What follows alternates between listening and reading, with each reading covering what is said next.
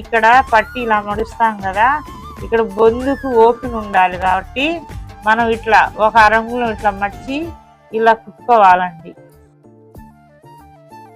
అది ఎంత లూజ్ వచ్చింది మీకు లెక్క చెప్తున్నా. ఫ్రీ సైజ్ అన్నమాట ఇది, 4XL డ్రెస్. ఇదిగోండి మామూలుగా 2 అంగుళాలు పిస్తా కటింగ్ పోతుంది, తర్వాత వచ్చేసి మొత్తం అరంగుళం కుట్లలోకి పోతుంది అనమాట.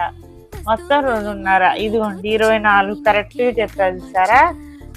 ఇప్పుడు మన ఇక్కడ పట్టి పైన ఇదిగోండి ఇలా బొందు పెట్టుకోవటానికి కానీ ఎలాస్టిక్ అయినా ఇలా